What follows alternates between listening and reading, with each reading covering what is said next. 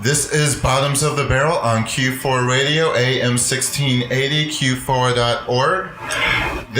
You're listening to us on the day before the Pride Parade on,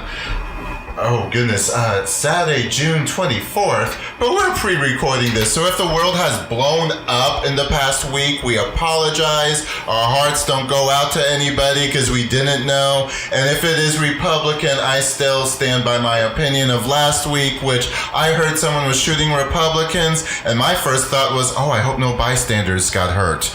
Now, So this is Bottoms of the Barrel. I am your host, Thomas Bottoms. We are not in the studio, so don't call us. No one's going to answer. I am joined outside the studio by my man who always hits my right buttons, Mikey Chip. Oh, hi. How are you doing today, Mikey Chip? I'm good, though my sound is horrible because I hate this microphone.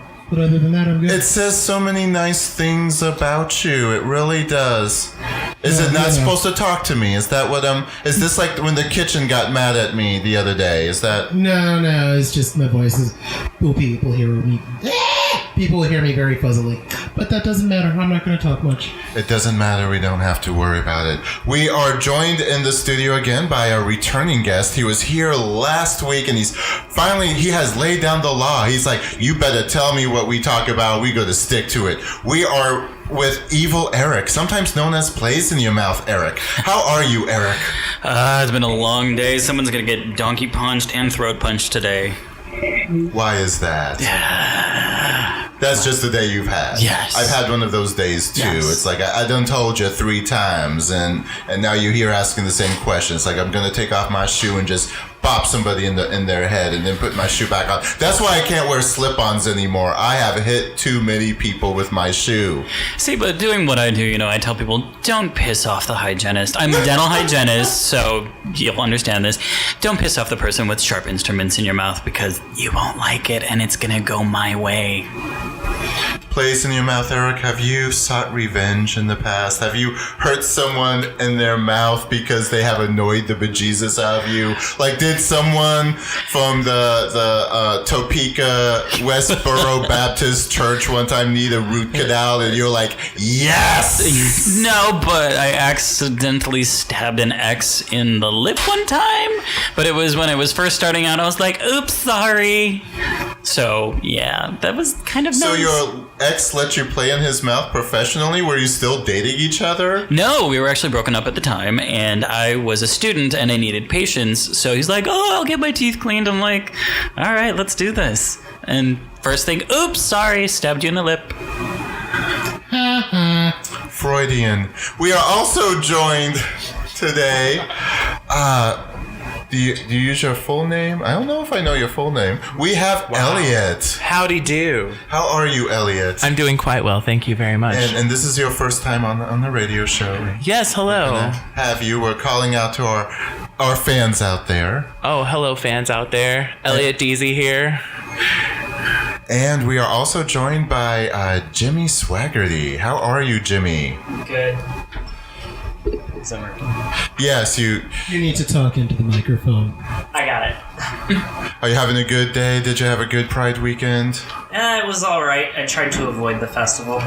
Really? Elliot, did you make the festival for Pride? Oh, no. I was working at the restaurant, slaving away. Now, oddly enough, we're 5 gay men technically at this table, and none of us went to the Pride festivities.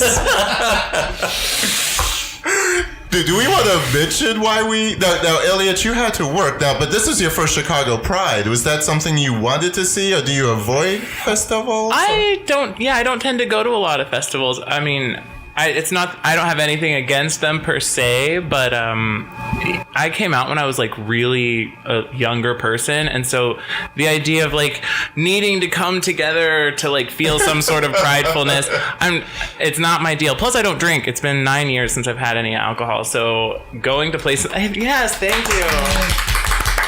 And so I don't mind being around it, but like going there, it seems like a big money trap with a bunch of sweaty people that I don't care about seeing a lot of the time. Yes. Nothing against Pride. No, you have that. It's a money trap with a lot of sweaty people. Sometimes the sweaty shirtless men can be attractive, but I also find like they have these airs about them, and they don't want you looking at them while they're blatantly showing off the muscles. Yeah. Or they're in a circle jerk. Oh, I've actually seen that happen. It was at a Pride event, really? Yes, it was Market Days last year. I was with some straight friends and we were walking down Halstead, and I notice everything because I'm good like that, and I'm like la la la la. I'm like, oh, there's a group of guys in a circle jerk, and I'm like, nah, whatever. Kept on walking, and I was like, hey girls, did you see that? They're like, what? I'm like, oh yeah, there's a circle jerk. They're like, what? And their heads just whipped back, and I'm like, sorry, you missed it.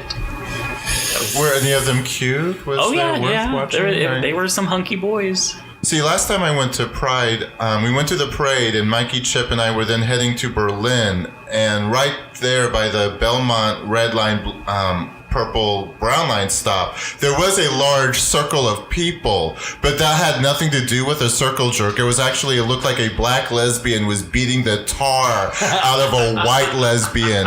And maybe the girls were then twiddling because they were like reminded of Glow and Gorgeous Ladies of Wrestling. Yes. Oh. Okay. I grew up on wrestling. We have a couple. I think once I realize I have gone to gay pride for like 24, 25 years, that's when Jimmy's going to tell us, oh, wow, I wasn't even born yet. But we'll see what happens. I don't. Wow. He's our young opinion group. Young opinion. We're the old bitter lady brigade. Here's my view of Pride. Unless I can go to a party that overlooks a balcony over the actual parade, I don't want to be there. See, when you're young, it's great. You're in it, and it's all crazy, and it's fun. But as you get older, like, you don't want to deal with these damn people and the I want to drunkenness. sit down in air conditioning and just periodically look. Oh, parade! Okay, I'll be inside with my drink. There's only so many white tank-topped lesbians I want to see today. Like, 3's my limit, and I'm going to see at least 12. Like, I don't want Or there's straight people with all 4 of their children, or those damn buggies. Those double strollers. It's like, girl, get out of the way. This is a pride event. Why are you here with your babies? It's like quoting Trixie Mattel. She's like, do you want to know why I started doing drag? Because it wasn't to, like, associate with minors, let me tell you. It's weird to me to be around families and stuff whenever I'm trying to be engaging in something that I view as a little bit sexual. And so I'm like, I don't want to see that kid right now. Or the awkwardness of running into an ex. Without the help of a vehicle or a bike to run into them. Oh, there's plenty of bottles around. Just break one. They're like, oh, I'm sorry, I slipped. But Elliot, you mentioned that a lot of straight people do go to these pride events, and I walked in the parade, I think in 2010 or 2011 to promote a open mic I was doing, and it was just like the gays were in the parade, and then we just kept passing like just tons of straight people, where I remember I was passing out cards, and like I passed out to one girl, and I was like, is that your boyfriend in the back? And she's like, yes. I'm like, well, tell him he's cute. And he got a little like flustered about that. I'm like, oh, I'm sorry. Did you not know you're at gay pride? Did you not know where you were? And there are the kids that are now coming around, and then it's like, well, why is that? I think it's usually the sidetrack float. They get their employees who look good in their underwear and go down the thing, and then people complain like, oh, the gays were in their underwear, no one was dressed, what about the children? And it's like, well, your children shouldn't be here. This is an adult party. And that's something that's been argued about gay pride, and also to a little bit St. Patrick's Day, where they try to make these events like children friendly, and it's like, can us adults have something? Like, there's a reason I ain't got children. If I wanted kids, I could go steal one. It's fine. But babies don't last. So I have a question, Jimmy. Yes, Jimmy, we haven't talked to you why you avoided gay pride. Well, because if you've seen Jimmy, he's the pretty boy. Who does burlesque. So have you been in the parade at all? I actually have not done the parade before. I tend to go towards the Pride Fest more often. I usually end up in some form of underwear passing out flyers for whatever business needs the most attention. Of course. Or Good flyers, promotion. or flyers for my own production company. because there's usually a show around Pride Parade and stuff like that. What's it called? Boy Toys Pocket Cabaret. We're actually at Uptown Underground every first Friday of the month. If you want to check us out, definitely do that. But yeah, we're one of Chicago's largest all-male burlesque troupes, and we do have a few female, non-binary, fluid performers as well, just to keep it interesting. So your next show is going to be Friday, July 7th? July 7th, correct. And that is at the Uptown Underground right off the Wilson stop? Yeah, right between Wilson and Lawrence on Broadway. Very nice. And what time does the show start? And what are the tickets? Tickets are available at uptownunderground.net, and the show starts at 8 o'clock, but we start seating at 7:30, so you don't miss anything. Is there a lot to miss in this show? We like to stick to the Chicago laws so we don't get shut down, but there's not a lot you don't see, if that helps. I don't know if I can use the term floppage. I don't know if will we be able to tell if you are Jewish? Are we able to? Some of the performers are a little more comfortable. We just go by the no pole, no hole policy. So okay. You got to keep things covered, but it doesn't mean that the fabric can't give a little less to the imagination. Give a little bit breathing room, as some would say. Exactly. And why didn't you go to any of the Pride events this year, Jimmy? Well, there's only been the 2 so far. We'll see how the parade goes. But actually, I opened on June 1st a cafe, so I've been running a brand new all-inclusive cafe to Lakeview East, so definitely check it out if you guys are going to the parade right on Cornelia and Broadway. So I've been very occupied building that space and making it something worth Lakeview's audience. So. And what is the cafe's name? It's called Lakeview Rewired. Lakeview Rewired, it opened June 1st? And, correct. And what can one expect by going to Lakeview Rewired? Like, is there food? Is there drink? Is there coffee? Is there dogs? Is there... Mostly coffee. It's a regular cafe. We do a lot of local stuff, including baked goods from Westtown Bakery, as well as Velvet, which is right around the corner from there, small sandwich selection, and we actually have a lot of local art on display that you could come in, check out, and purchase. We're definitely focusing on being a big community space and a big queer-friendly space outside of the pretty white and heteronormative Halsted Street. But is it only masculine? Oh, goodness. Yes, fats. Yes, femmes. Yes, Asians. We do everything. We're not. We're definitely not like most of the other businesses in the area. See, I want to talk about that, but we need to take a musical break. We're going to be playing some songs. Oh, we got another minute. Oh, no, it's going to take longer than a minute. Okay, well, yeah, we're going to really talk about that. Since it's an interesting conversation, and since you're opening up a business, I'm interested to talk about the changes that Boys Town is going through in that particular neighborhood, and also just the racial issues and the rise of crime, and is Boys Town still Boys Town? You brought up a good question there. So we're going to go to our first song. We're playing songs by openly gay artists. Hopefully they're good. Either way, they're gay or lesbian or bisexual, or at some point we believe they've touched genitalia that is similar to the ones they have. You're listening to Bottoms of the Barrel. You are listening to Bottoms of the Barrel on Q4 Radio, AM 1680, q4.org. You are listening to Bottoms of the Barrel. This is a pre-recorded show. We are celebrating gay pride with some of the city's gay entertainers. I am a stand-up comedian, Thomas Bottoms. I have a website, thomasbottoms.com. We have Evil Eric, who moonlights as who? Ben Affleck. Ben Affleck, a drag persona that has caused some laughter amongst us. Elliot, you were laughing. What about Ben Affleck is making you laugh? Oh, I just love clever drag names.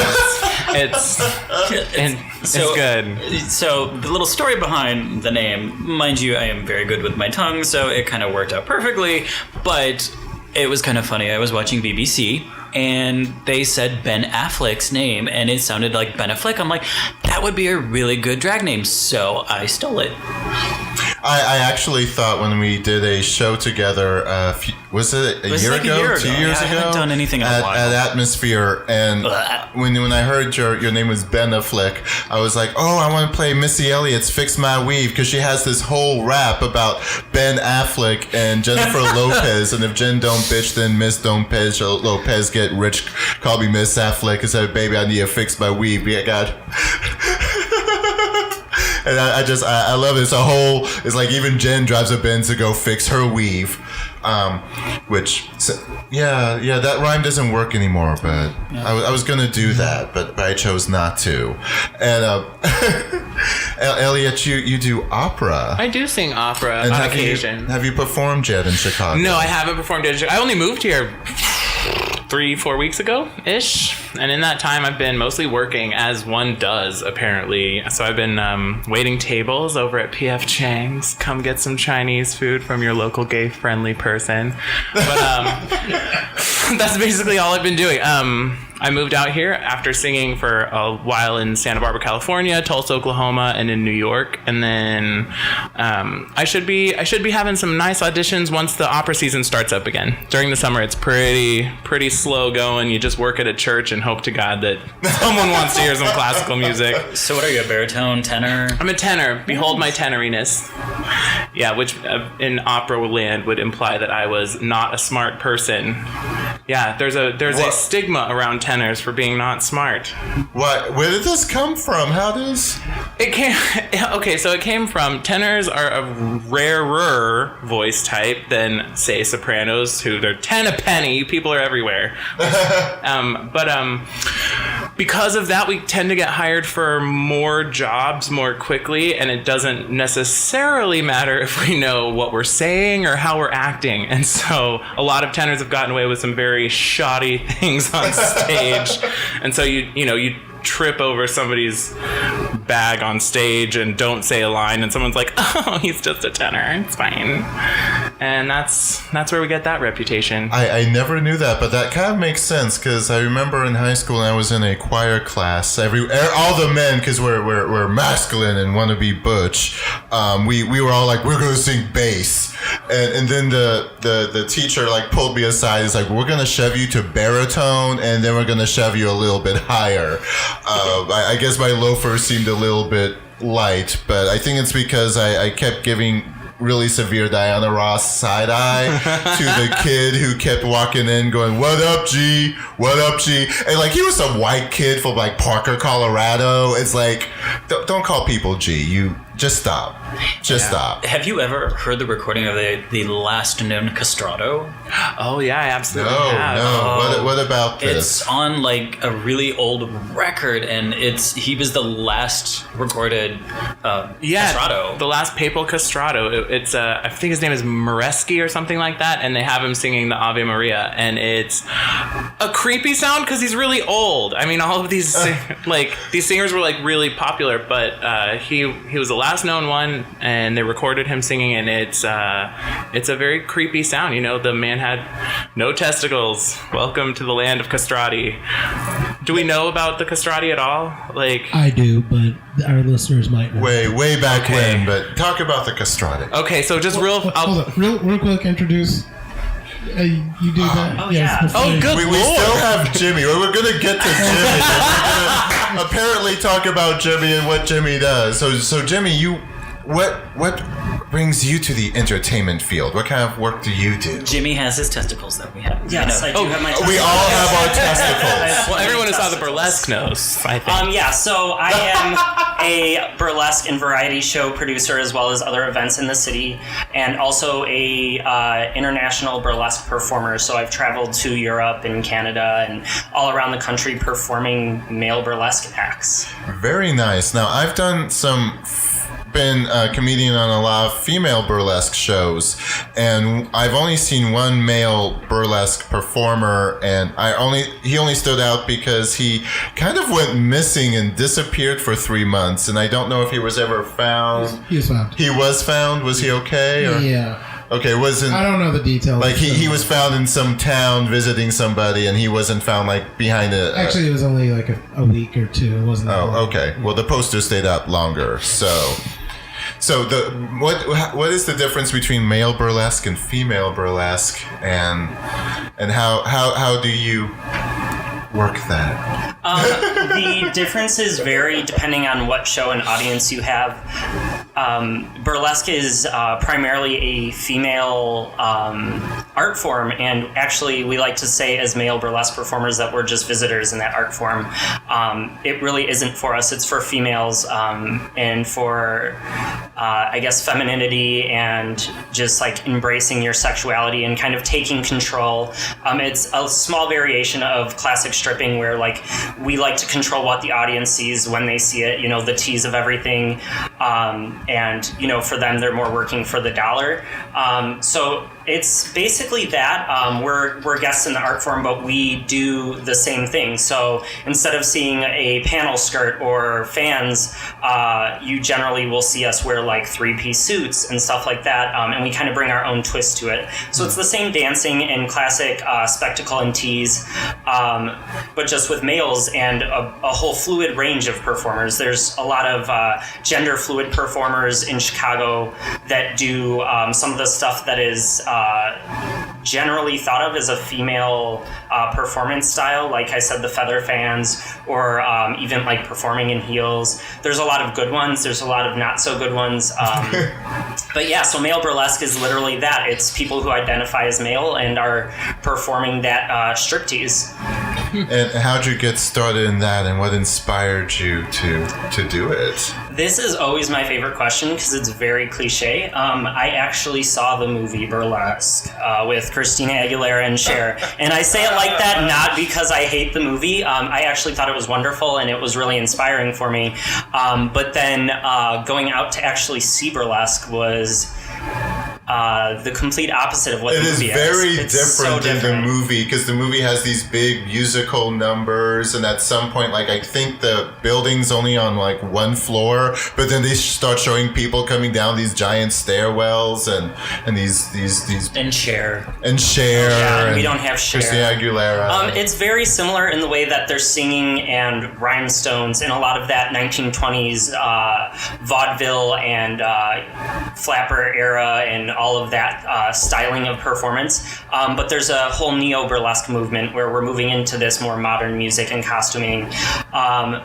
So yeah, with that being said, I saw the movie and was like, oh, I really want to choreograph group numbers for girl performers, and I want to open my own club, and didn't realize that males could do it. So had you had much dancing experience before? I was actually an internationally competitive cheerleader. So I choreographed, fellow cheerleader, performed on an all-star team for a few years. I would say actually probably a decade. And so I was like, hey, like I have acrobatics, I have a little bit of contortion, and I've choreographed things like. So I thought it might be a good route, I guess. So you were the the flyer. No, actually, I lifted people. Really? Yeah, I did international level stunting. They actually, in cheerleading, did not like guys flying. They only let the females go up in the air for a lot of places. So yeah, that being said, I ended up going to my first show with an ex on Valentine's Day and reached out to them afterwards and was like, hey, like, I've always wanted to open a burlesque club. I didn't know males could perform. Do you guys need someone with X, Y, and Z skills? And they were like, come on in and audition. And I guess the rest was really history. I started... Very nice. Yeah, working with them and eventually started producing my own stuff, so... Now, this came up last week where Eric worked... briefly was a cheerleader in high school, but he was one of those who was thrown in the airs, and he dealt with a really bad catcher who didn't catch him, and we had all discussed about the really bad catchers we've dealt with in our lives. Jimmy, would you say you're a good catcher? I would say I'm a... Oh, that's a trick. When it comes to cheerleading, I know how to catch, but like I said, I know the other. I'm generally on the throwing end. You're on the throwing end. Yes, I'm better at getting them up, you might say. You're better at getting them up and helping them down, is that? Exactly. All right. Well, we're going to take another song break, and we're going to come back and talk about castratis. Oh, shit. You are listening to Bottoms of the Barrel on Q4 Radio, AM 1680, Q4.org. You are listening to Bottoms of the Barrel on AM 1680 Q4 Radio, Q4.org. I am your host, Thomas Bottoms. I'm joined in the studio today with Mikey Chip, the man who always makes sure my technical needs are taken care of. We're joined by Evil Eric, sometimes known as Ben Affleck. Hey. We are joined by Elliot, the opera singer. What the business is. And Jimmy Swaggerty, the burlesque performer. How's it And going? also a business owner. We've got a couple businesses to promote there. And I'm Thomas Bottoms. I'm a stand-up comedian, jack-off of all trades. And during the break, we had talk about had I angered anybody or taking constructive criticism, and I somehow got caught up in this long diatribe of apparently RuPaul Drag Race, and it's like, girl, I don't know about that weave, and then people just start crying, which just makes your makeup run. Like, you really don't want to cry because it just leaves strains in your makeup, especially if you are putting on that makeup like a burn patient with spackle and everything like that. Like what was that about? Tell me. Tell me, Evil Eric. Well, about Drag Race or About Drag Race and the constructive criticism, and how have we had to deal with criticism? Well, I love Drag Race. I love that it's shown a whole different side of drag. It's not just the pageant queens or this and that. It's opened up the entire world to bearded queens and, clown queens, fishy queens, everything. I definitely like what I like. I appreciate all the artistry aspects of drag, being a drag queen myself, but RuPaul's Drag Race has kind of ruined drag. How so? We now know the secrets behind the curtain. Is that? No, it's just you have to be kind of a jack of all trades. You have to act, you have to sing, you have to dance, you have to be comedic, you have to do all this stuff. So I see a lot of the drag queens, like for example at the Call, and some of those girls are amazing, Muffy and Coco Chanel, and then there are some other girls that I'm like, you shouldn't be doing this. I have a big issue with the walk around queen who just walks around and points and does nothing and expects tips. Thomas, you see me perform. I have a shtick. I do dance, in my old age. I still dance, but, I have a shtick. I do something and I hopefully draw people in. But let me tell you, putting 10 pounds of makeup on is a lot. And I sweat a lot, and I have to hairspray my face after every performance. Oh, wow. Because I will sweat it off. Now, Jimmy, do you wear makeup when you're doing burlesque? And do you sweat it off, or is it just going on natural, or? It's a healthy blend, and it's also something that's developed with my staged character. When I do makeup, it's a little different than obviously a traditional drag queen. We may do like a slight like male contour of sorts, just as like a stage makeup, something you'd see more in theater. My biggest issue with that is that I would sweat it off. I do a lot of acrobatics, and I work up a pretty big sweat while I'm on stage, and there's a lot of bright lights and stuff. So yeah, I do a little bit of makeup. Doo-doo. Doo-doo. And Elliot, when you've been performing opera, do they put makeup on you? Oh, yeah. No, it's all drag, isn't it? Like, we all put on makeup. Basically, well, yeah, totally. And I'm a schwitzer. I also like sweat. You're moist. Let me tell you, I'm on stage just praying to Jesus that they can like keep my face on long enough for me to sing through these things. Because you're on stage and you're working up a sweat because you're using your entire body, and you're acting and you're dancing, and then you're running around and there's lights and you're singing over 70 instruments into a 2,000 seat house, and by the end of it you're very tired and hoping that your makeup is still on. Like there's a fun story, I don't know if it'd be fun to anyone else but an opera person, but where Mario Del Monaco, he chose to do Othello, the opera version, and he put on some really great blackface at the time. which is not great now. But Oh wow. oh yeah, welcome to that life. But it did look really good because he's playing, the Moor of Venice, and so he comes to this really impassioned moment of the opera, and without thinking about it, he rips off his shirt.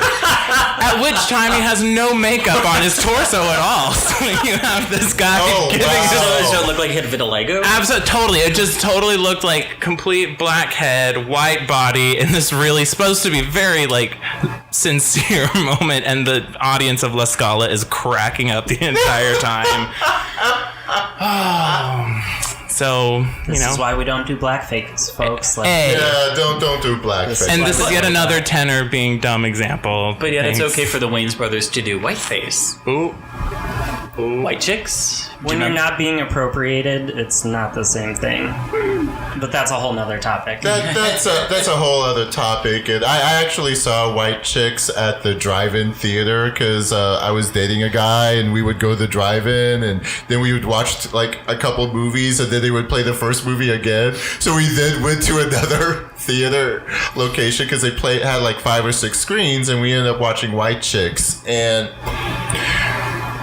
other than I watched it, I really can't say much about White Chicks. It was they weren't even white women; they were more bizarre burn victims. And when you Right. and it wasn't even on the equivalent of Jimmy and I just met half an hour ago. We're doing this radio show, and suddenly some white woman comes in looking like the White Chicks, and Jimmy's like, "Oh, okay, who that?" I'm like, "Oh, that's my cousin." And then we send her away, and Jimmy's like, "Oh, I don't know what to make of her, but life goes on." These were long-time friends established in the film, and you would notice someone going from 5'4" to 6 feet tall. You would, it was They got their knees done. Didn't you watch the movie?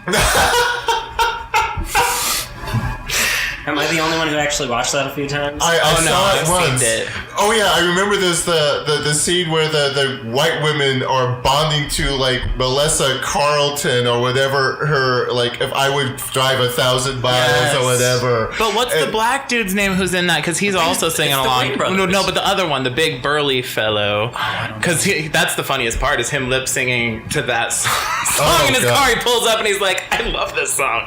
If I could fall into the sky. He has the really wrinkly forehead. Yeah, absolutely. I can't remember his name. I don't know, but I remember the Wayans brothers as the White Chicks then taught the girls to sing along with rap music, and that was okay to say the N-word because you're just saying it amongst yourself. And I'm like, this is not the lesson you want to learn. That was a decade ago. I think it was a little different. Yeah, it was woke about things. Yeah, we have become more That was a while sensitive. ago. That's the thing.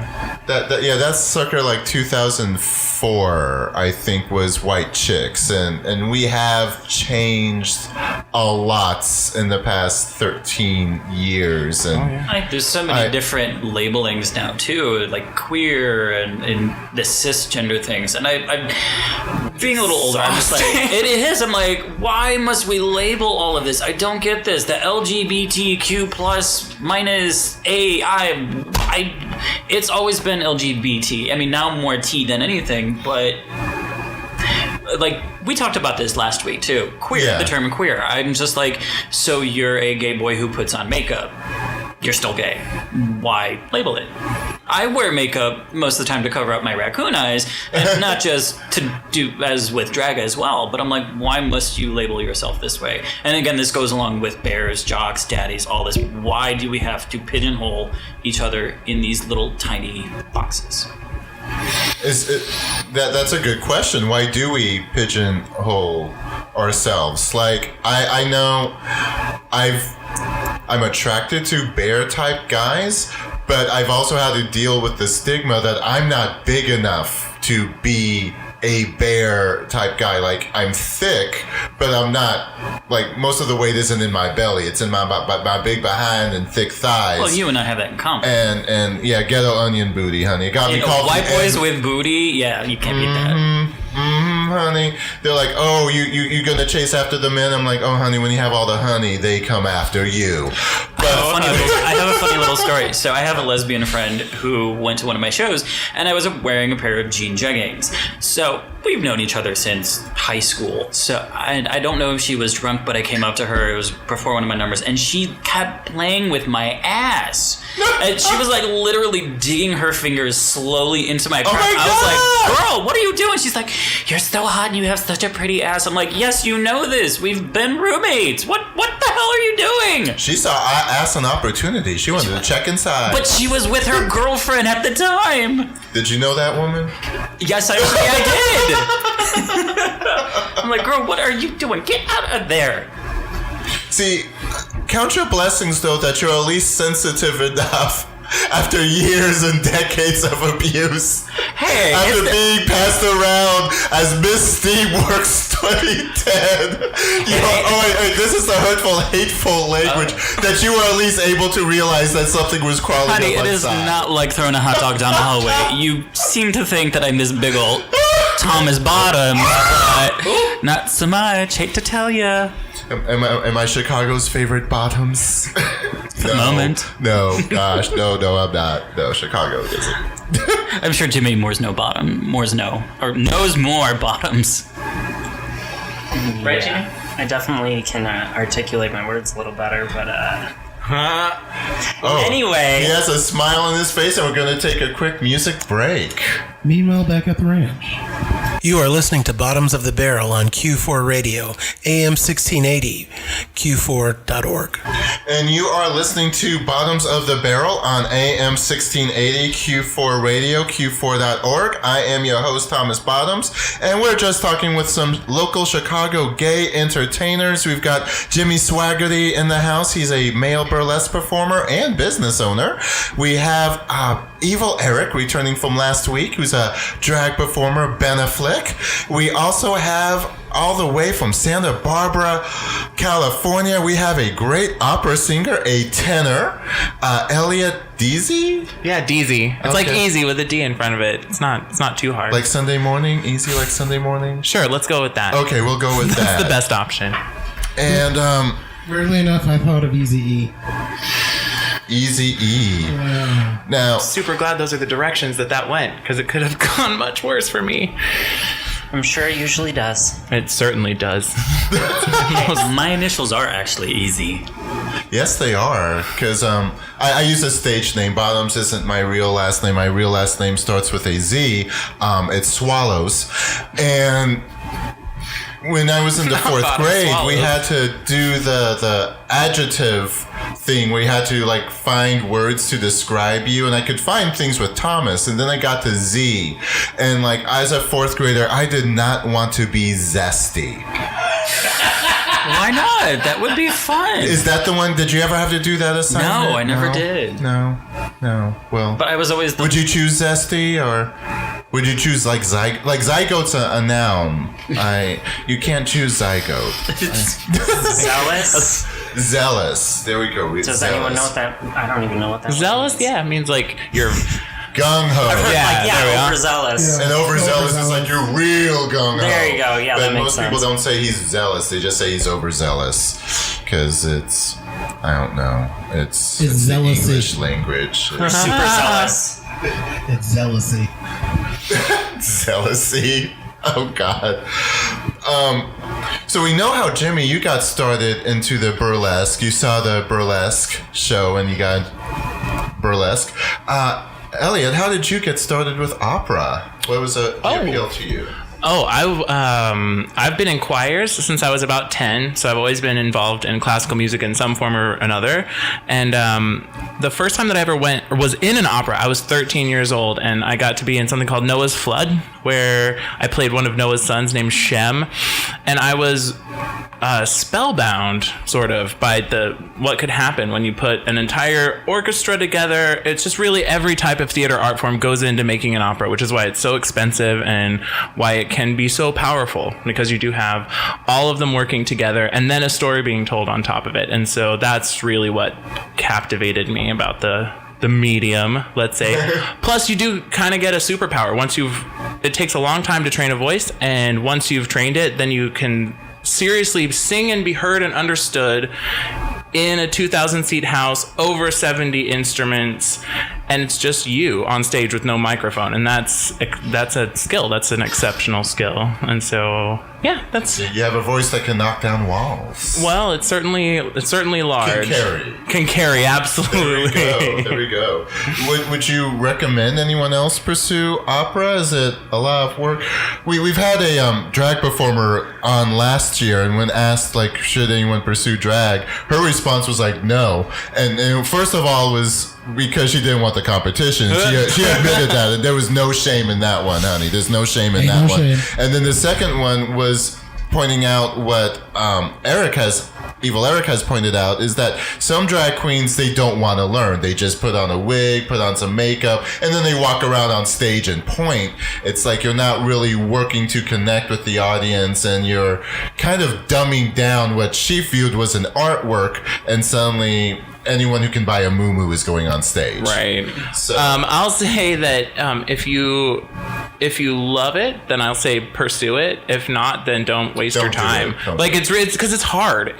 There's a lot of people who want to sing and not enough jobs, and the jobs are more dwindling in America than ever because we really are in a sort of Philistine age where people want to seem cultured but don't actually want to study anything involving real culture.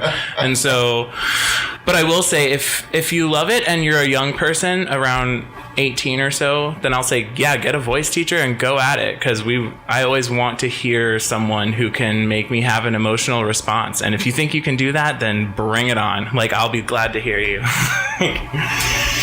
So that's what I'll say to you young people. If that's what you love, go ahead and pursue it. Yeah. Now, do you find yourself sometimes being a singer snob, a music snob, that you're watching a live performance, or as everyone likes to point out, Madonna can't sing? Or the Mariah Carey incident. Well, I'll say that I don't tend to be a music snob. I love so many different varied types, and the more that I learn about music, the more all-inclusive my tastes tend to become. However, I will say, yeah, I'm absolutely a singer snob. I want to hear someone who's really good at whatever medium they're pursuing, and so I'll say that. But yeah, don't put on Josh Groban or else I'll run away really fast. But he's so pretty. No. Yeah, I can't see him when he's singing, and he's not that pretty. Somebody puts on Josh Groban in my presence, I will smack them. No kidding. No offense, Josh. I just can't handle listening to you. No offense. No. See, when I moved to Chicago, the first guy I seriously dated, he was a huge show tune queen.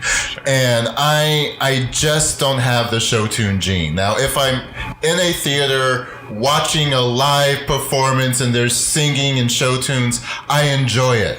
If I go to Sidetrack on a Sunday afternoon as they are performing show tunes, as I'm walking in and all these gay men are waving napkins, and I'm like, God, this is the worst remake of Carrie I've ever seen. We're all gonna laugh at you. I don't have the gene. And he would play show tunes all the time, and then he would try and play show tunes during intimate moments, and I'm like, you need to turn this off. And his compromise was Josh Groban. And to this day, I swear, You Raise Me Up is code. It was code for something. I don't know. I learned how to tune it out, but I just... Yeah, it's cats on a blackboard to me. I can't. It's not good. But there is the different kind of singing. There's the blues and jazz kind of singing. There's the pop, the R&B, soul. There's the opera. There's the show tune. There's different things you have to do. And there's different crossovers. Well, and I wouldn't. It's like in country. I guess there's. I don't like country music, but I guess it exists. Dolly Parton. Oh yeah, Dolly. Well, she doesn't have that twang. She just kind of talks like that. Well, and I would never suggest crossover things. There's a hilarious video of this famous singer named Montserrat Caballé singing with the head of Queen. What's his name? Freddie Mercury? Yeah, Freddie Mercury. And so those types of things tend to get embarrassing. I don't want to hear opera singers singing. For example, pop. Liza Minnelli singing pop. Stop it! You go back to your medium and you stay there. I don't like hearing opera singers trying to sing pop, and I don't like hearing pop singers trying to sing opera. I think that both of them have their skill sets, and they need to keep their skill sets in the set. Now, something interesting about opera singers, I remember in the late 90s, there was, I think, Charlotte Church. She was like 12 or 13, and she was an opera singer, and they would occasionally have her sing Spice Girls as a funny thing. Right. And I worked with a woman who, she also sang professionally as an opera singer. She never sang for me, but life goes on. And she used the Charlotte Church as an example that because Charlotte Church was getting so much attention, that they were forcing her to hit notes and sing in a way that her 12-year-old, 13-year-old, 14-year-old vocal cords really couldn't handle. And by the time she was 18, 19, like, she became a talk show host because her voice was fried. Well, yeah. And does that happen a lot? Do you have to work within? Certainly. If you ask any professional singer, they'll say, do not start trying to train your voice operatically until you're about 18 or 19. Before that, you should be doing music theory training, learn how to be a good musician, but don't start putting adult weight onto an adolescent sound, because guess what? Charlotte Church isn't working, and she never did. Like, now we need to introduce the term called popra, and there's a lot of popra singers. There's like Andrea Bocelli and Sarah Brightman and other people who, these people have never sung on a legitimate operatic stage. So if you think that you're hearing a real opera singer, you're not. You're hearing a recording artist. Andrea Bocelli's blind. He literally can't walk onto a stage without assistance. And so it's one of those things where you may hear a pretty sound, but you're hearing a sound that is heard from a microphone 2 feet away, not in a house where you have to actually be heard and understood. But Sarah Brightman, she did Phantom of the Opera, though. That is not an opera. That's a musical. Like, and you can have that's a musical. You have a microphone in your ear that entire time. Like, But she was trained operatically, though. she may well be trained operatically, but not in a way that matters anymore. Well, she also did that movie, too, with Paris Hilton. Was it Repo, the Genetic Opera? And it was kind of funny seeing the interview between Sarah Brightman and Paris Hilton. Like, she is giving Paris some severe side-eye. But it was kind of a fun movie because, was it Anthony Stewart Head? Not Anthony. Anthony Stewart Head from Buffy was in it. And, I love it. I have not seen Repo. You should. Does Paris Hilton also sing in it? She plays herself. Yes, she does, and she. I have her pop CD. I have her pop CD. She basically plays herself like this slutty drug addict, like, girl who is after daddy's fortune kind of thing. So she plays herself. hot. Exactly, she plays herself. That's hot. That's hot. We are going to be rushing into our second hour. You are listening to Bottoms of the Barrel on Q4 Radio, AM 1680, Q4.org. You are listening to Bottoms of the Barrel on AM 1680, Q4.org on Q4 Radio. You are hearing us on Saturday, June 24th, but this is pre-recorded. It's earlier that week, so if things have gone really insane and we're not being sensitive, I hope you have other fingers to shove up your ass. Anyway, I am joined, I'm your host, Thomas Bottoms, and that was really rude and crass, but I'm not being rude, I'm being presidential. And we are joined in the studio by burlesque performer and business owner, Jimmy Swaggerty. How's it going? It's going good. We're still going strong. We have returning guests and a drag queen, Evil Eric. Hey. And we have opera singer Elliot Deasy. Asa, bro. And we've gone way whatever our topics were. We're gonna get our way. I guess we're gonna talk about constrados at some point, which are an opera term for young boys who could really hit those really high notes. Because they didn't have testicles. And then they'd have their testes removed. Well, Yes, at some point, they weren't young. They that's true. They did manage to grew. grow. But Yeah. their voice didn't? Or? No, well, yeah, that's just it. Like, whenever a young boy would be about 10 or so, if they were good singers, then their parents, it was pushy parents mostly who were trying to do this. You want to talk about a tiger mom? These people were like tigering their kids' balls off, like, for real. And so they would take them to a barber shop most of the time, and they would hack the nuts off and then send them off to school for singing. And Sweeney Todd? yeah, it was Sweeney balls. So they're not Rocky Mountain oysters, those are Italian oysters or opera oysters? Good Lord, no one wants those oysters. So yeah, then they would just practice for hours and hours at a time, and they could theoretically become the most famous singers in Europe. They were written for by every major composer. But yeah, you know, the unfortunate drawback is you don't have balls. You're deemed soulless by the Catholic Church. Which Why are they soulless? Because you were a man who had no more essence to give to anyone, and so you could, as another person, you could have sex with a castrato at any time, and it was okay. It was fair game. Like, so they were considered some of the best lovers in all of Europe. Because yeah, you could have as much sex as you like. You're not going to get them pregnant, and you're having sex with a soulless piece of man flesh. No big deal. It's like Boys Town now. Well, yeah, no, I don't say just like the gay community. Yes, welcome to that life. Quick, everyone log on Grindr or Scruff. Now, it's interesting that we instantly say it's like Boys Town and it's soulless. And I have to admit, and we started off the whole show about talking about why we didn't go to gay pride or anything like that. Is it that way, and has it always been that way, that gays are very fickle, they're very superficial, and I'm getting some like head shakes here. So we're not big gay bar goers, is that? Well, I mean, you still get your communion, although you don't have the soul? I was in Lakeview for 7 years, and I absolutely hated it. Even being young and gay, I was like, it's so vapid.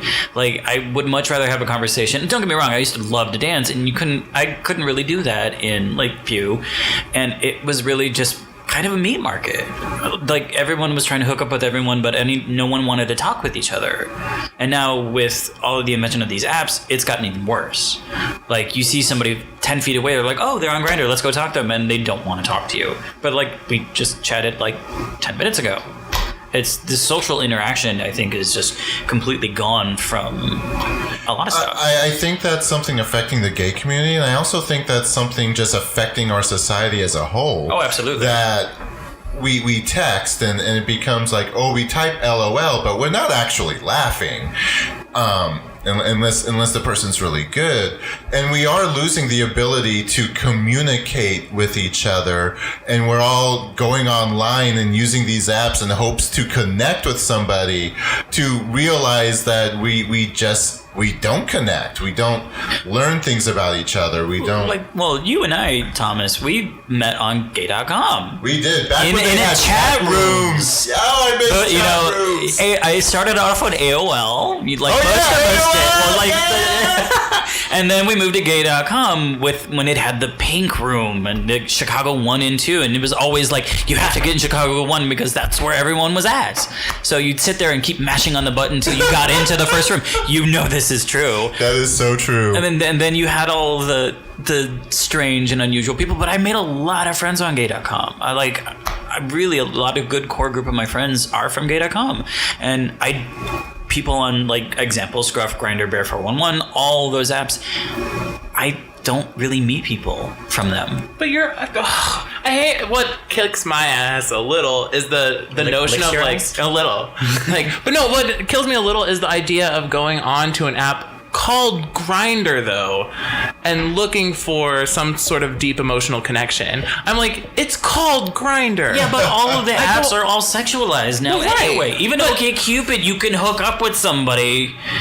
Which is fine, but at the same time, like, know where you're going is all I'm saying. Like, I don't go on to a hookup app, which that absolutely is, to meet someone that I want to love for the rest of my life necessarily. I think the big thing with that too is that you're in a city that's oversaturated with openly gay men. It's a different time. You can be a lot more open about it. So if you're going on an app to meet people, generally they're all going to be looking for the same thing. Like, if you're not explicitly looking for sex, you should be going out and meeting people who are open about it. And I think, like, in the suburbs, I used Grindr, and I used to think like this is the only way to find gay men around me because people aren't as open and they're far and fewer in between. Whereas when you're living in Lakeview, like, walk out your front door. What the hell are you doing using an app? You know, people on there are looking for sex, and that's okay. That's a culture that we're willing to like understand and accept these days, which is great. And people are able to be more sex positive and open. But when it comes to meeting someone and trying to date, you need to go out and have a conversation. And these conversations aren't going to normally be found on Halsted Street. You need to find people who have gotten past that like whole Peter Pan syndrome, Halsted Street. So more aesthetic. like Rogers Park, Edgewater. Not so much. Andersonville is kind of, but like I live in Edgewater. So actually, I just read an article on, I want to say it was Red Eye past week, where it said, I think it was OkCupid. They were doing research using OkCupid hits, and at this point, Andersonville, Edgewater has more gay connections. Oh, we do. Than It's a lot of by a large number. It's a much more older crowd. Not much more older, but I would say like 30 and over. But you have like the Granville Anvil, you have Jackhammer, you have Touche, you have these bars, and it's a different vibe than it is in Lakeview. You know, granted, yes, there's a lot of stupid crap that happens, but I love my neighborhood, and it's, you know, it's unfortunate I know most of them in that neighborhood, but you know, it happens. That's the way you've chosen to be. It's okay. But no, that's how it happens. I've been kicked out of Touche. I always like to tell that story. Like, they kicked me out of like, things go on in the back room and they kicked me out. But I find, like, for myself, I don't know what category I really fit into. But why do you need to fit in one? Oh, I'm gonna get there. And I remember going to Replay that's just opened up in Andersonville. There's a gay sister of it in Boys Town, but Replay in Andersonville is like very heterosexual from what I've seen. And one of the things I liked about moving to Chicago is that I could be gay without having to go to the bars. I'm not this raging alcoholic that needs to be drunk all the time. Or drunk. And I could go out and do whatever I wanted to do and be whoever I want to be. That's something I like about Chicago. But I found since my 10 years of living here is I've really lost whatever connection there was to the bars, other than I'm going to make my own little hole here, and yeah, this isn't working for me and I'm going to go someplace else. And I think that's why it's so important to have places like you were just talking about, where you can have somewhere to go, where it's where it can be a meeting place that doesn't necessarily have to involve getting hammered. Like, I've always looked for places, especially since stopping drinking, which, by the way, stopping drinking as a gay man is basically tantamount to committing social suicide occasionally. Like, I lost a lot of friends whenever I wouldn't just go out with them every night and get hammered. And so it's been a big struggle for me, and it's a really great thing whenever I came to Chicago and realized that there might actually be places that I can go and have a sense of community without having to have a bacchanalian orgy every other night. Like, and so it's a cool thing to have a meeting nice. place. Yeah, and that's also something we are trying to focus on at the cafe. We're doing RuPaul viewings because there's people who are under the age of 21 who can't go see these. There's families that actually watch this now, and most importantly to me, like, when I say all-inclusive, I want everyone to feel included. I want the whole trans community, the whole color spectrum of trans community. I want everyone to feel welcome. Like, we even, like, I tore down our, like, dual gender bathroom sign and just put a toilet up on the wall, because I was like, we don't need this in Boys Town. This is Boys Town. It's supposed to be about queer culture and inclusivity. And the worst thing about Halsted Street is that unless they're making a spectacle of a person of color, like, it's very white, cisgendered, heteronormative, like, culture. They want you to be a piece of meat and they want you to be white, and they have all these standards they're setting. And this is why kimchi on RuPaul even said, like, how it's always like no fats, no femmes, no Asians. Like, this is a thing that we're dealing with now with these apps and stuff like that. And when I got a chance to grab a piece of property within that area and make it my own, it was very important that we kept that inclusivity. And that being said, when I thought of doing the RuPaul, it wasn't for like the younger than 21 audience. It was for my friends that I know are sober for various reasons and want to be out in public and hang out with their friends, but don't want the pressures of alcohol, and just want to just be in a more community-based space that's not a loud bar where people are screaming, and so that's what I'm trying to create, is just like a place where you can go, like, have some popcorn, sip some tea, as they always say, you got your tea, your shade, all of that. So actually one of our posters does say, like, serving coffee, tea, and shade. We kind of play off that, but it's, a place for sober people, and I think that's important. And where's your location again? Cornelia and Broadway. We're actually right where all the construction is hopefully just ending. But yeah, we're right over there. Cornelia and Broadway. Now, something I've noticed in the past 10 years with Boys Town is that it's becoming a lot more heterosexual. It's becoming a lot more straight. And there was an issue when I worked at Batteries Not Included, where someone would be walking by pushing their kid in a stroller and then complaining about the display in the window. I think they complained to either Leather Sport, or they had complained to there was the other one Cupid's on Halstead Treasure. where it has was it Cupid's Treasure, where they had the really big fat mannequin. Yeah, that was Cupid's Treasure. Yes, and I remember hearing about this too, that they were all the straight people were like, oh my god, they have dildos and things in the store window. It's just like, it's a sex store, which you guys put a Target like next in to. a prevalent gay neighborhood. Get over it, well, or my move kid out. is seeing someone's bare behind, and the guy actually took the calendar down so it wasn't someone's bare butt staring out. They did go to Batteries Not Included, and we're like, someone else does our display window. We're not going to change it. And that's the other thing. Like, they closed the hotel for IML. Like, you can. It only happened once where they accidentally kept it open to the public, and there were children walking around at IML. I was like, oh my god. Needless to say, that's never happened again. But still, it's just like, okay, come on, girl. They're usually good about closing that hotel. We're going to go ahead and take a music break. You're listening to Bottoms of the Barrel. You are listening to Bottoms of the Barrel on Q4 Radio, AM 1680, Q4.org. You are listening to Bottoms of the Barrel on AM 1680, Q4 Radio, Q4.org. I am your host, Thomas Bottoms. And during the break, we brought up the issue of body dysmorphia, and we're also going to tie a little bit into the entertainment industry if we need to. But apparently we're all gay fat. Someone explain what gay fat means.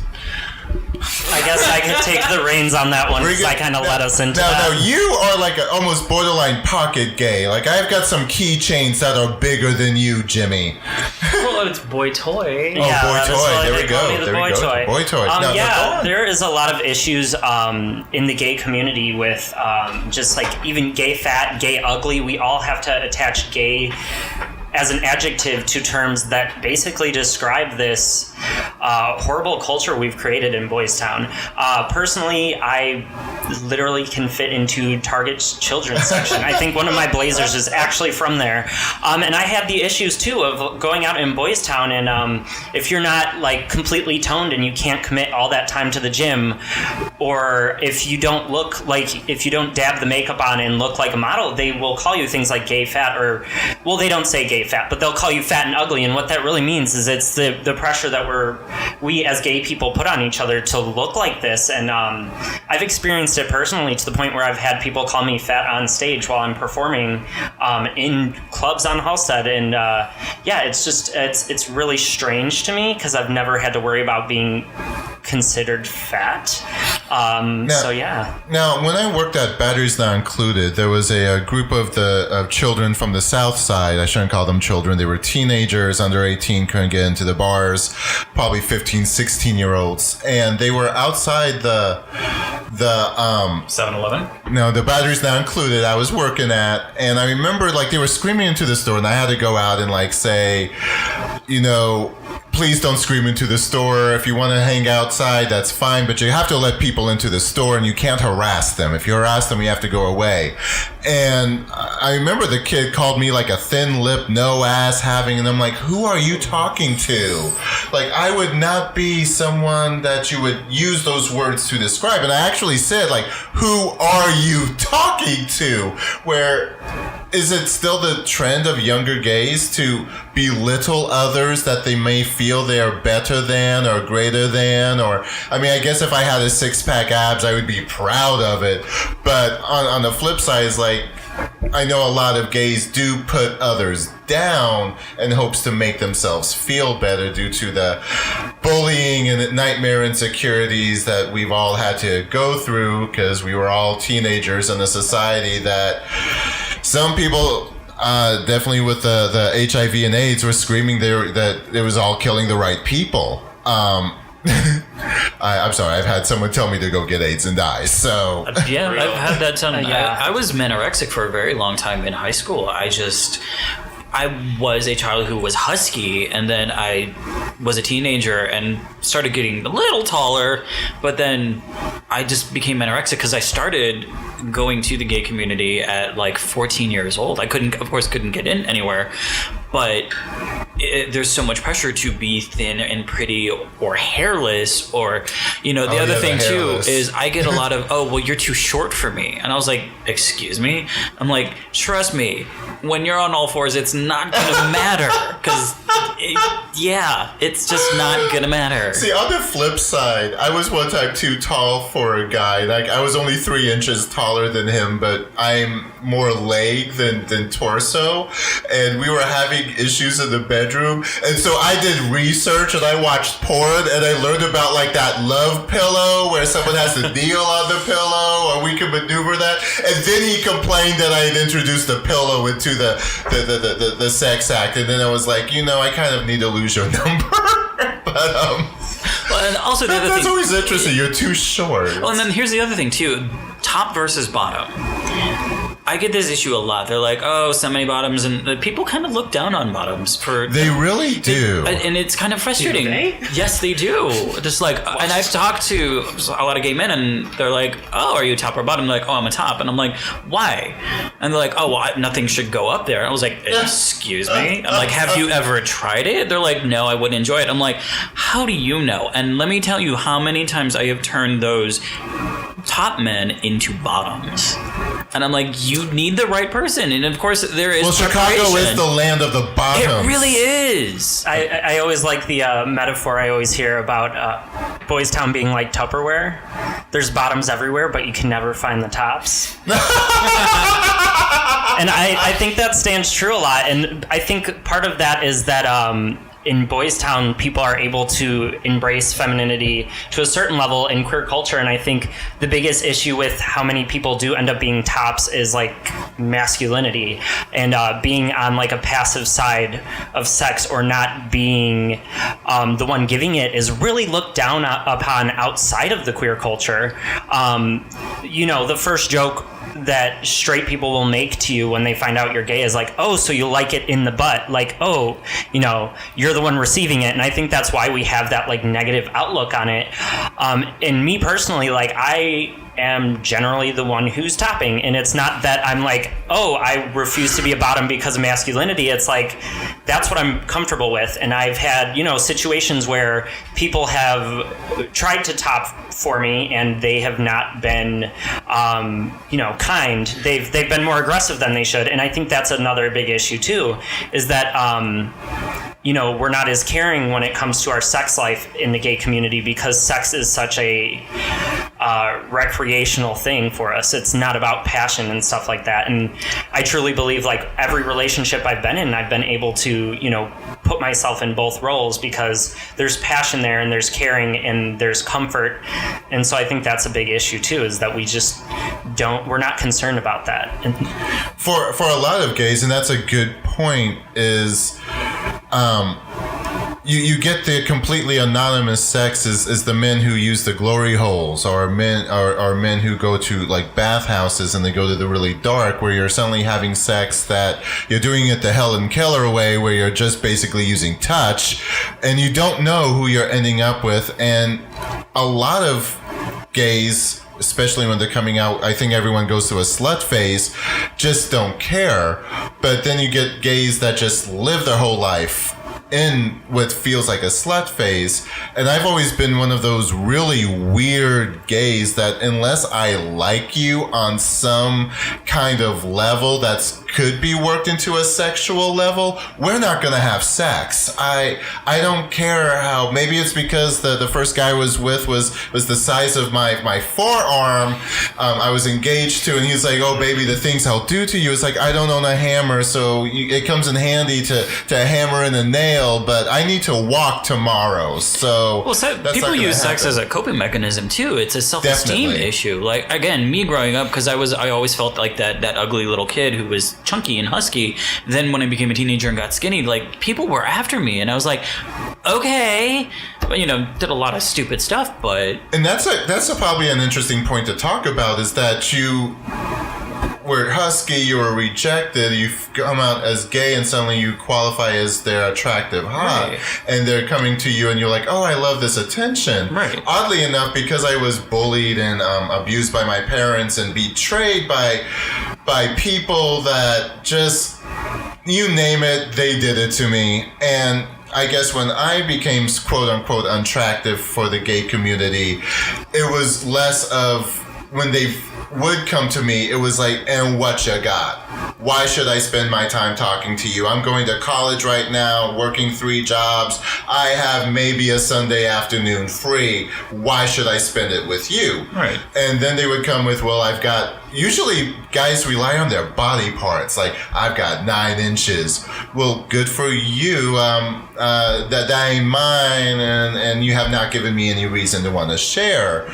And some of us, I mean, like, for example, for myself, I've gotten a little older, but I have a very good career. You know, drag is kind of a hobby thing for me. It helps fulfill an artistic point for myself, but with my day job, it keeps me busy. I work 6 days a week, and I don't. It wears on you. You don't have really that does. free time. And I don't have 3 hours to spend at a gym each day to look pretty. You know, yes, I have gained weight, but you know what? I am a fairly stable person. I have a decent bank account. I'm very independent. I don't need someone, and I've been single for 3 years. I'm like, I don't need someone there. It would be nice, but I don't have to have it. I have a cat. I think that's touching on a really good point too with Boys Town, is a lot of these people are very focused on how muscular you are and all of these things, where I grew up in a household where I was taking care of like my parents and my siblings, and I was forced to work at a young age and, you know, provide for myself. And I've always been in school, and like you said, like, I'm an owner of businesses. Like, I do a lot of stuff at once, and it's something I've always done. So I would love to be able to just be like, I can work out an hour a day, but there's days where I don't eat, and it's not for any body issue reasons. It's for the reason that I'm so busy that, like, finding an extra hour, if I could do that, it would probably be put towards sleeping or eating. So I think the big issue is most of these people who do move to Lakeview are still on their parents' dime and still in college, and they can afford all this spare time to spend at the gym, or they're go-going, and, you know, some of them don't have productive, you know, habits, and it gets them through the day, and not everyone has that, so. And now we're going to take a music break. You are listening to Bottoms of the Barrel on Q4 Radio, AM 1680, Q4.org. You are listening to Bottoms of the Barrel on AM 1680, Q4.org. Q4 Radio. I am your host, Thomas Bottoms. This is a pre-recorded show, so please don't call in. We'll be back in the studio on July 8th. And we need to talk about something that I think is important because I'm kind of curious and scared about this, that for Valentine's Day, I sent out text that said, Happy VD. And lots of gay men responded, oh, I'm good, I'm on PrEP. And there seems to be a rise of, it's okay not to use condoms or practice safe sex because I'm on PrEP. And there has not been a reported case of anyone catching HIV while they're on PrEP. And while HIV is definitely a big STD, and it's one of the major ones. And as someone who's done some research of the 80s, is by the time I made it to the gay bars, and we'll discuss this even more when we cover the Madonna album Erotica, is the gay bars were now empty because everyone has died. And well, back then it was that death sentence. It really was HIV that was death the sentence. Well, and if you read and the band played on, oh, absolutely, it was so. I mean, it was rife for it. Like, people were already having crazy amounts of bareback sex and going into doctors' offices with any number of bacteria in their gut from rimming becoming super popular, like, as well as a million STDs, including gonorrhea, meningitis, etc. And clap, yeah, clap, clap, clap, clap, clap, clap, clap, clap, clap. And so it's scary how quickly that took over a lot of gay men's lives. Speaking of as a band plays on, I watched that movie before I even really knew what I was, and kind of like, what is this? Like, not knowing. And then as I got older, my uncle, who is also a drag queen, I think now is identifies as trans, but he had gotten HIV and ended up getting AIDS. He had 2 T cells. Oh gosh. 2, which usually your body carries about a good healthy amount is 1,000 per like milliliter of blood, or don't quote me, but when you get to 2, you're almost there.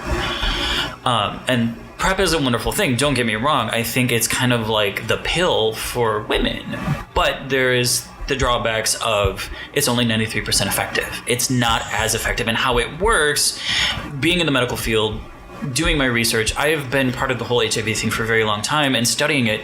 Truvada works in such a way that when the virus comes into your body, it clasps onto a cell, injects its RNA, kind of DNA, and Truvada prevents it from replicating. So that's how Truvada works. There's a lot of different drugs out there for people who are on HIV meds. There's many different mechanisms of action that prevents the virus from multiplying in people who are HIV positive.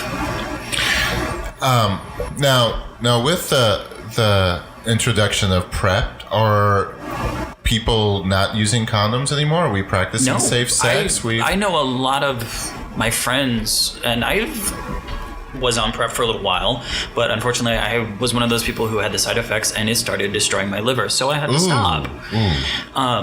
That wasn't the alcoholism, that was the PrEP. Okay. But yes, no, and I actually did have a scare earlier this year where I was hooking up with somebody, and he said he was on PrEP, and we did some stuff.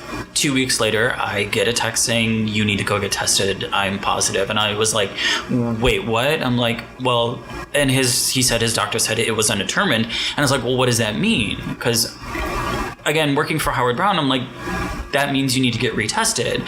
Yeah. I didn't hear anything. Oh. So for 4 months, I was a stark raving bitch because it's not a big issue like it was in the 80s and the 90s.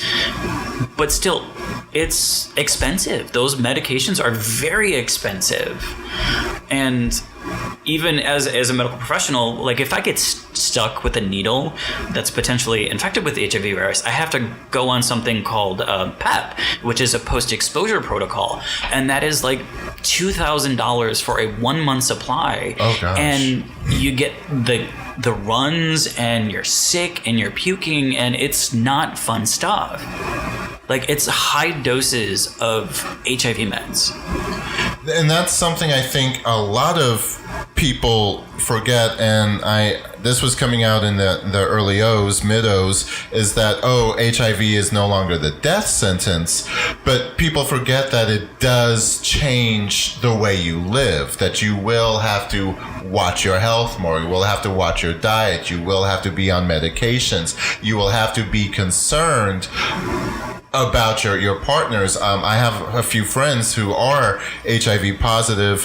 He, I think, contracted in the early 90s, and he's had to choose to actively only pursue and date people who are also HIV positive because I guess he's a top, and there's always the situation that he's been with someone who was negative and the condom broke, or there's been a scare, or something's gone wrong, and so he's just completely decide this is the route I'm going to go with my life because I don't want to put anyone else at risk. The other thing too with those medications, how it works is it kind of stops the virus from multiplying, and you become what's called undetectable, which you can't really detect it.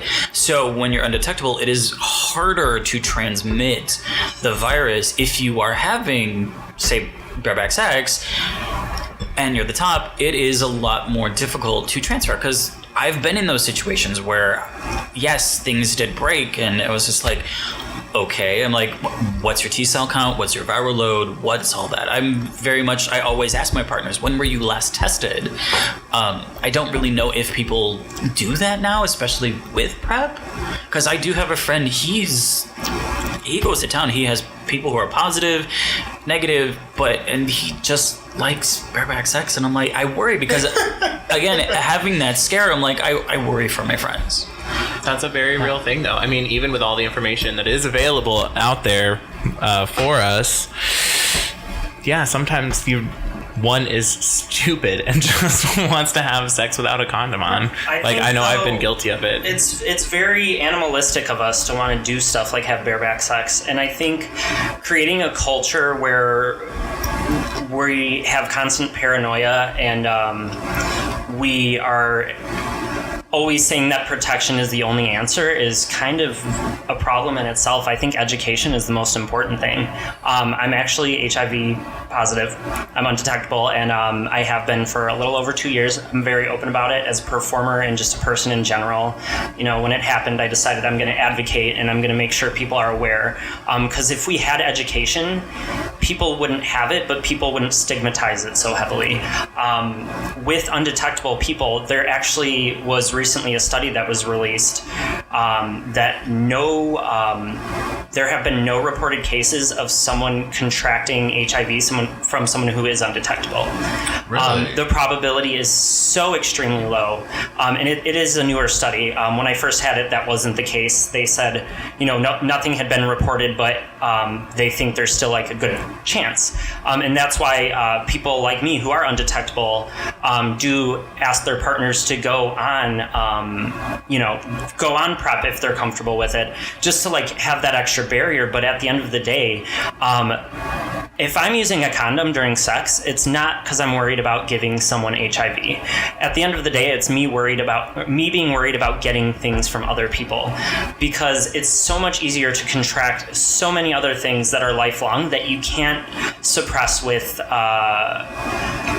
medicine, and that will affect your life in a greater format, like herpes. There's sores, there's a bunch of physical signs and discomfort, whereas with HIV, although like there are the digestive issues and stuff like that, as long as I'm taking care of myself and I'm being responsible with my medicine and I'm educated about it, there's no reason that anyone should be worried about me giving it. It's actually a better chance for you to know someone who knows their status than someone who says they don't, because it doesn't always show up in tests right off the bat, and it's people aren't educated enough to know how frequently they should get tested or how they can get it and stuff like that. So, well, with herpes though, 80% of the population actually has it, and they don't show symptoms. I got tested and I found out I actually have HSV 1 and 2, but I've never shown symptoms. I'm like, my family has it. I probably got it from them just by kissing them, but none of us have ever shown symptoms. There are the few that their immune system can't deal with it, and that's when you have the people who get the sores. Yeah, it's one of those things too, and I'm not putting down that compared to HIV because I don't think comparing diseases is something. It's not the conversation. It's not the conversation at hand. At the end of the day, people who are concerned about STDs need to protect themselves. It's not about HIV anymore. PrEP only protects from HIV. It doesn't protect from all these other things. But there are people who will always bear back. It's always going to be a thing, and that's a risk as an adult that you need to take on. But the other ones are very curable, though. Syphilis, gonorrhea, Well, to a point, with the way antibiotics are going, at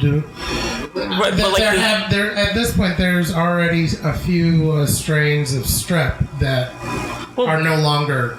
Bacteria, viruses will always mutate. Everything will always mutate to find a way. That's just how it works. There's no new antibiotics. Right. Now something that we've talked about, and I'll be full up open with this because Mikey Chip's my boyfriend, and part of dating a celebrity is you throw your business out there, and we had discussed our HIV status, and we removed condoms pretty quickly, but we were fairly monogamous, and I'd like to believe. I don't know who passed you around. I don't know what happened behind my back, but and I've looked at my past history that, like, the guy I seriously dated in college, we used condoms for like 3 months, and then at some point we just stopped because we had talked and we'd worked out with that. And I know that when I do these things and I'm making these choices, if I ever come up positive or something happens, I'm like to believe I'm mature enough and realize I had made these decisions in life and I now have to be responsible. But we are quickly, and I think we're already there, and I think we're a lot worse, where we just apply blame. We apply blame, we don't take responsibility for our own actions, and then we say, why didn't someone tell us? Or, while I agree some education is important, we're also, I think HIV AIDS patient zero is 40 years ago now.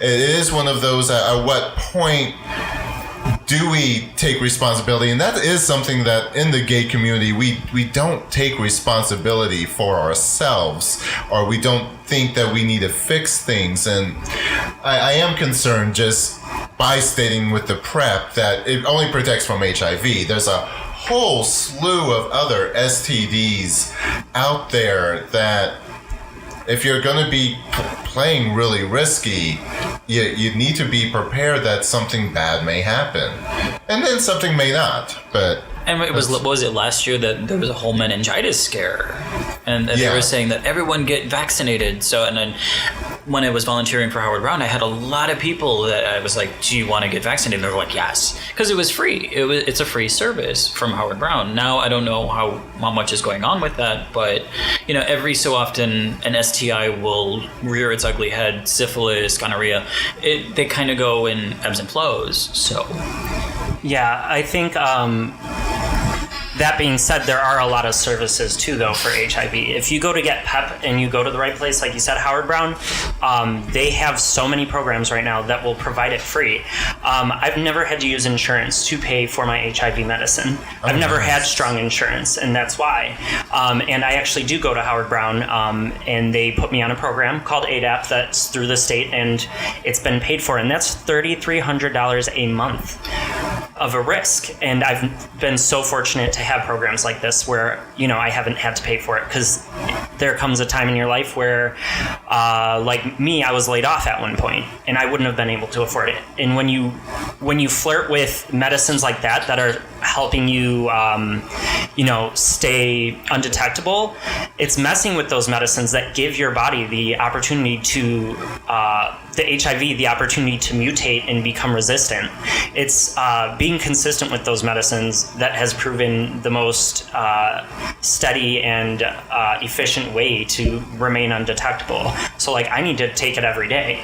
If I can't have it for 3 months, that's when that mutation of the genes is going to come around, and that's why knowing your genome of your HIV strain is so important. How many pills a day do you take, and do you have side effects? I take one a day. I'm actually on Genvoya. It's a newer medicine. I used to take Stribild. I'm lucky enough where my genome is probably closer to like patient 0. It's like one of the least mutated HIV strains that is out there, and I've been very fortunate with that. That being said, the side effects include several things. When you contract HIV, things like your alcohol tolerance goes down. They say, I think it's about a general 10% of what it used to be. So when I first contracted and didn't know, I started blacking out. And being someone who's super fucking Irish and like and like drinks all the time heavily, I was like, what is happening? Like, why is this happening? I would go out and have like 2 drinks and just wake up the next morning. It's bad, and you have to learn to live with that. So every day was St. Patrick's Day for you. It was Groundhog Day, literally. So yeah, I would like wake up the next day and be like, what is going on? And then I found that out, and just you learn to adjust tolerances like that. But I do think at the end of the day, my immune system isn't much different than it used to be. And like maybe besides like some looser stool, like, which it's actually nice to have a loose stool every once in a while. You know, things come out a little easier anyway. Just wait till you get older. Ladies and gentlemen, welcome to the stage, Loose Stool. Loosey stool. But yeah, so that's about the only huge side effect I've experienced, and that's been great. And I wouldn't say my life has changed outside of me being more educated and maybe some adversity dealing with new partners who aren't educated. It's the lack of education that's been really overall my only issue. Do you get the people who are like, oh, you're HIV positive, I can't date you? I mean, I was that person at one point. I think we all were at some point. I met someone who was like that, or who was HIV positive, and tried to explain undetectable, and I didn't understand it, and I wasn't giving it the time of day, and I have had people leave me because of it, even though I was straightforward from, the get-go. I was like, hey, I've never been quiet about it. My whole family knows. I'm like, I'm undetectable. If you have questions, here's some articles. If you want to ask questions, here I am. But yeah, it is a struggle. But luckily in Boys Town, because we do have that, I guess, like, very sexual culture, people are very aware of PrEP and what it does, and not as afraid in that area. So that's very helpful as well, I would say. All right. I think we ran a little over on that time, so we're just going to say our goodbyes at this point. I've been your host, Thomas Bottoms. I've got my website, thomasbottoms.com. We do this Bottoms of the Barrel every Saturday, 5 to 7 p.m. Central Time on AM 1680 Q4 Radio, q4.org. We're going to be followed by the Magic Hour, and I've been joined today by Elliot Deasy. Elliot, do you have a website or any shows coming up? Nope, not yet. Wait for opera you just season. Wait, I'll get there. Just sing at PF Chang's. Now you are the 6'5" tenor. I most certainly am. So we need to look for that tall drink of water that can hit those high notes. Yes, Elliot Deasy, the tall tenor. And hire me any day. Contact through Thomas. I'll get you a card. And we've been joined by Evil Eric again. Did you have fun this time, Evil Eric? Yes, this was fantastic. We didn't stay on topic though. We really but didn't. It's okay. It's all good. It's all good. Are we going to see your Ben Affleck anytime soon? Yeah, once I stop working like a slave and working 6 days a week. Get rich, call me Miss Affleck. Baby, I do miss her. I just whack. I gotta hit the party. Okay, I'm sorry. You miss being Ben Affleck. I do, but she'll get there eventually. We'll get there. I had fun at those Empire shows, and we did. I had that topic written down because we did the Empire shows, and I remember I felt really uncomfortable doing some of the jokes I have because I do some singing, and I was like, oh, there's some singers coming up behind us who forget how to sing, how to turn back time. I think I had to kind of help them with that while they were on stage. I remember one guy came out in a leotard. Oh, you could tell he was I had Jewish to help him and backstage. pierced, and and I felt bad singing, and then they sang, and I'm like, oh my, maybe I need to pursue this singing stuff. It's like, well, I hit the beat, and I missed the notes, but the tone was pretty good. I had some personality. It was. You're doing pop. You could miss the notes. You're Yeah, you could miss notes, and we've saved the best for last. Our Jimmy Swaggerty. You've got a burlesque show coming up on July 7th. Where is that at? How much is that? Where do you get tickets? Uptown Underground. Feel free to check it out. The website's uptownunderground.net. Our show is called Boy Toys Pocket Cabaret. You can see more information about the show and our new boys specifically at boytoyschicago.com. And if you guys want $5 off your ticket, there's an exclusive promo code.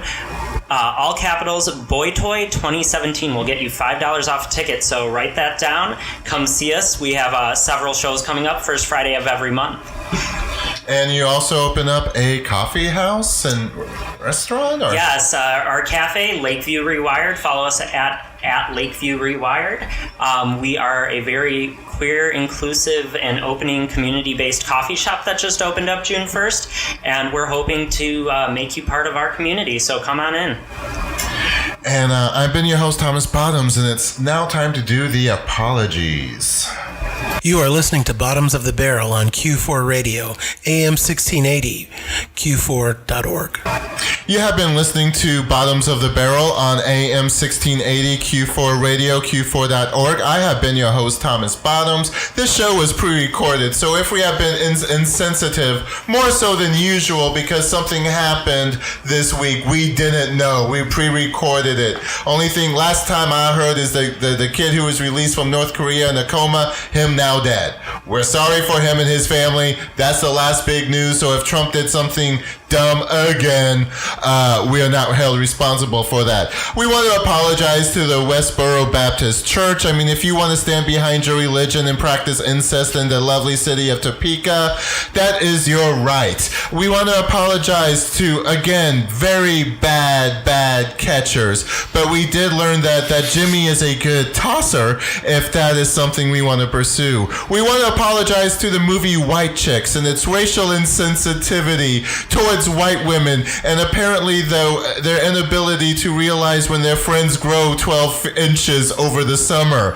We apologize for White Chicks for teaching white women that they could go ahead and use the N-word, because I'm pretty sure some white woman has left a date with a black man with a black eye because she thought she could scream that word during the heat of passion. We apologize to opera singers who do blackface but forget to paint their bodies, and I wondered if he even wore gloves. Would he at least know to wear gloves, or was he just white-handing it? Not a glove to be seen. Sorry about it, Italy. All of Italy and all black people. We apologize. And he was so overcome with emotion, he just ripped off his top. Jimmy, do you relate to that, or do you like, if I'm behind you in Starbucks and they get your drink white, like, will I expect a nip slip? Oh, of course. Of course. All right. We apologize for tenors who are called dumb, even though some of them are apparently dumb, but we thankfully have a smart one amongst us. Well, that remains to be seen. We'll compare contrast. You haven't ripped open your shirt in blackface yet. I mean, not today. Not today. Oh. I never thought that was a good hobby to do. And we apologize for Josh Groban. I saw you on Ally McBeal, and that was 20 years ago. I rescind the apology for Josh Groban. Same. This has been Bottoms of the Barrel. Thank you for listening. Goodbye.